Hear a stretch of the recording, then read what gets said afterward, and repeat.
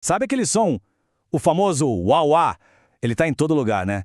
Em décadas de música, de solos de rock psicodélico até riffs de funk, é um dos efeitos mais icônicos que existem. E hoje, a gente vai desvendar a história por trás do pedal que deu vida a essa sonoridade, o Crybaby. Pensa só numa coisa. Como é que um instrumento de madeira e cordas pode soar como se estivesse chorando ou até mesmo falando? Pois é, essa é a grande mágica do pedal wah. Ele é a ferramenta que transforma a guitarra em uma extensão da nossa própria voz. E que voz, hein? A lista de guitarristas que usou esse pedal para criar um som único é, assim, lendária. A gente está falando de Jimi Hendrix, Eric Clapton, Slash, Tom Morello. Para todos eles, o Crybaby não era só um pedal. Era, e ainda é, uma parte fundamental da história do rock. Bom, vamos entrar na parte mais curiosa dessa história. O mais incrível é que essa revolução sonora toda, ela nunca foi planejada. Na verdade, a criação do Crybaby foi um completo e um maravilhoso acidente. É isso mesmo. Esse efeito que a gente conhece tão bem não foi pensado para guitarristas. Ele simplesmente apareceu.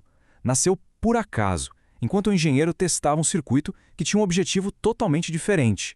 E a linha do tempo aqui é sensacional. Olha só, em 1966, um engenheiro chamado Brad Plunkett estava tentando criar um amplificador mais barato, só isso. Mas, sem querer, ele montou um circuito que tinha esse som super expressivo, quase uma voz humana. O pedal quase sumiu do mapa nos anos 80, mas aí apareceu Jim Dunlop, que viu o potencial daquilo e resgatou o efeito do esquecimento.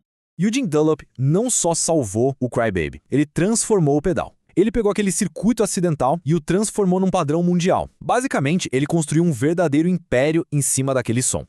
E tudo começou com esse cara aqui, o GCB95. A Dunlop pegou o design original, deu uma melhorada, e esse pedal se tornou muito provavelmente o pedal de guitarra mais vendido de todos os tempos. A simplicidade e o timbre clássico dele definiram o que um O deveria ser. Agora, se a gente pular daquela época para hoje, o contraste é absurdo. Daquele modelo único, o GCB95, a linha Crybaby explodiu. Hoje existe um verdadeiro universo de opções, dezenas de modelos, cada um com uma personalidade sonora completamente diferente. Aí fica a pergunta, mas por que tanta variedade? Simples, porque a Dunlop percebeu que cada estilo de música pedia uma voz de wah diferente. A questão passou a ser outra, como criar a voz certa para cada músico? Para a gente entender melhor, dá para separar tudo em 3 grandes grupos. Primeiro, os modelos padrão, para quem busca aquele timbre clássico. Depois, os multifuncionais, que são super versáteis.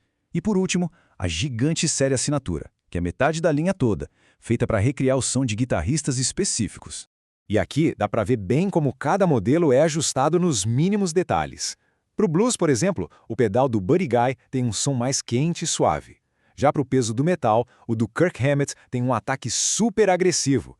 E para quem quer ter tudo num pedal só, tem o 535Q, que é tipo o canivete suíço dos pedais de...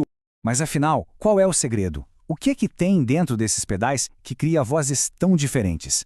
A resposta está numa pecinha eletrônica bem pequena que funciona como se fosse o coração do efeito. O nome desse componente é indutor, e a melhor forma de pensar nele é exatamente como as cordas vocais do pedal. É o indutor, que molda a frequência e dá aquele caráter vocal, aquela coisa expressiva que a gente chama de uau. E claro, existem tipos diferentes de cordas vocais. Os 2 mais famosos são o halo, que cria aquele som vintage, bem suave e doce, e o facial, que já tem um som mais moderno, cheio de harmônicos e com um timbre mais cortante. A escolha do indutor é o que define a alma do pedal. Então, no final das contas, o que essa história toda nos mostra é que, primeiro, a inovação pode nascer do mais puro acaso. Segundo, que uma boa ideia precisa de alguém com visão para não morrer.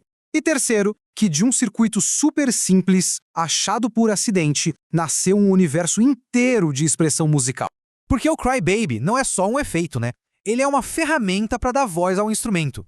Ele prova que, com a tecnologia certa, a música pode de fato falar. E isso deixa a gente com uma última reflexão.